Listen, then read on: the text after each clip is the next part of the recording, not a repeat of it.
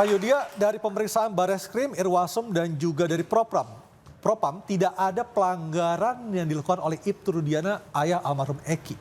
Anda punya komentar?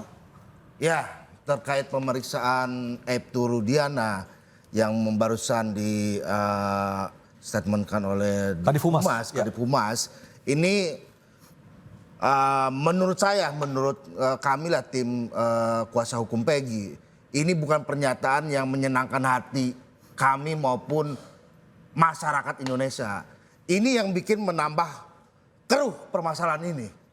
Ya, kita lihat secara kasat mata saja peran dari Rudiana ini, masyarakat ini sudah tahu seperti apanya. Dari awal penangkapan sampai dengan proses penyidikan, pelimpahan, ini perannya seperti apa?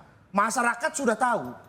Nah, ini dari Polri, Kadif Humas, ini menyatakan bahwa Rudiana ini sudah sesuai prosedur. Nah, ini boleh saja secara instansi mengklaim dia secara prosedur sudah sesuai. Tapi kami masyarakat ini menjadi bertambah bingung, ya bertambah kacau ini, carut marut ini masalah. Nah, kita dibuat bingung itu bukan oleh pihak lain, tapi oleh pihak penyidik sendiri. Oke. Nah, kami juga, tambahan Mas, kami juga ini mengharapkan dari Kompolnas ini, ayolah pengawasannya, ya taring Kompolnas ini harus ditunjukkan, jangan hanya memberikan saran tapi tidak ada efeknya untuk penyidik atau Polri. Ya, karena Kompolnas ini juga lembaga negara. Ayolah kita bersinergi dengan masyarakat untuk mengawasi kepolisian. Perkara ini sudah banyak yang tidak sesuai prosedur. Oke, kita dengarkan dari Kompolnas. Bang Yusuf, silakan. Kompolnas tetap bekerja sebagai pengawas fungsional, tentu harus berlandaskan kepada peraturan perundang-undangan. Tapi apakah Kompolnas terkejut dengan pernyataan tidak ada yang dilanggar apapun oleh Ibtu Rudiana? Sampai hari ini kami belum mendapatkan pernyataan seperti itu. Pernyataan dari Kadif Humas kemarin, Bang. Kami belum bisa menyimpulkan apakah itu menjelaskan tidak ada pelanggaran. Itu bagian dari apa yang kami sarankan agar pihak penyidik, Humas selalu memberikan perkembangan informasi. Kami pikir itu merupakan update informasi dalam proses pemeriksaan. Nah, kaitannya dengan Pak Rudiana, ayah korban Eki, itu posisinya di dalam kasus ini kan sebagai pelapor ya. Pelapor tentu dalam hal ini laporan polisi yang dibuat itu pasti laporan polisi model A yang itu dibuat oleh petugas polisi. Oke. Nah, dari temuan Kompolnas sejauh ini, supervisi dilakukan oleh Kompolnas sebagai pengawas eksternal, apakah memang ditemukan ada kesalahan prosedur yang dilakukan oleh Ibtu Rudiana? Kompolnas kan kewenangannya menerima saran dan keluhan masyarakat. Nah, keluhan para pihak itu sudah kita dengar dan kita catat. Keluhan-keluhan itulah yang kita mintakan klarifikasi kepada penyidik. Nah, pada saat kami melakukan klarifikasi tanggal 28 Mei, kami simpulkan bahwa proses penyidikan Polresta Cirebon pada saat itu perlu dilakukan audit investigatif. Artinya ada sesuatu dalam proses ketika itu ya? Ada catatan-catatan yang itu bisa didalami dalam proses audit investigatif. Oke, apakah Kompolnas pernah bertemu langsung dengan Ibtu Rudiana?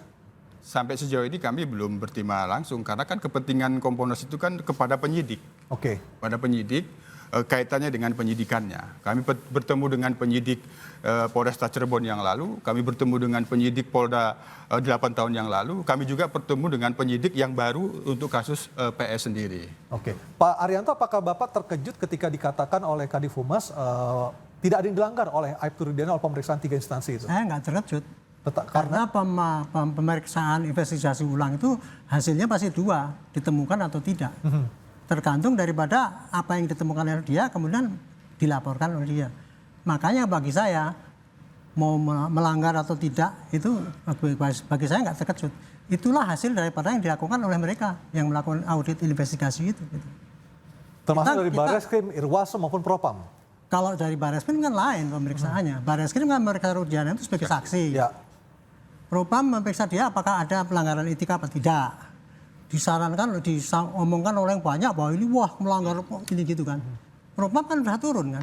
Dia melihat juga menanyakan kesaksian dan kemudian nyari bukti yang lain.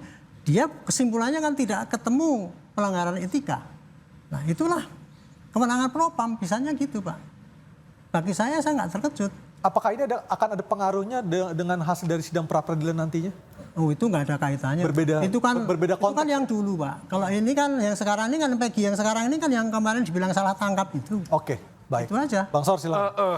Ini karena tidak ada Sandi sebelum Tambahkan sedikit Oke, untuk Kompolnas ya. Iya. Ini kan baiknya Kompolnas itu secara publik lah mengumumkan hasil dari keluh kesah masyarakat, aduannya dari masyarakat menampung untuk permasalahan ini. Nah, yang kemarin juga saya pertanyakan, ini makanya saya pengen ini Kompolnas ini terbuka dan publikasi lah hasilnya nih, biar masyarakat juga tahu. Ya, karena ini mengembang dari hasil yang tadi yang DPO 3 jadi 1, 2 jadi fiktif. Nah, ini kan sudah suatu di luar koridor hukum lah. Ya, Polri ini sudah di luar koridor hukum. Karena apa? 3 DPO ini sudah ingkrah. Di putusan ada dan sifatnya eksekutorial harus dikejar. Nah sekarang serta-merta penyidik dengan mudahnya, dengan gampangnya tanpa upaya hukum bahwa 2 ini fiktif. Nah ini upaya hukum apa? Apakah ini benar bisa dilakukan cuma dengan omongan, statement, fiktif? Ini upaya hukum. Makanya kami juga menginginkan dari Kompolnas ini atas ada dugaan itu kami melihat ini ada pelanggaran lah. Tidak patuh terhadap hukum. Nah ini harus ditindaklanjuti oleh Kompolnas. Jangan sampai itu didiamkan, nanti ada tindakan lain, ya tidak ada taringnya Kompolnas. Bang Yusuf silakan. Soal itu kami sudah bersaran untuk tidak difinalkan. Soal 3 menjadi 1 itu. Sampai hari ini juga kami terus mendorong, karena kan semuanya harus berdasarkan bukti-bukti. Kalau pada waktu itu dikatakan belum cukup bukti, maka terus digali petunjuk dan bukti-bukti.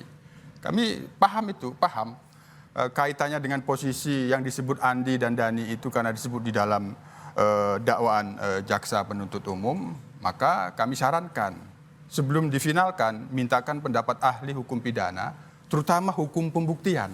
Nah, itu sudah kami sarankan.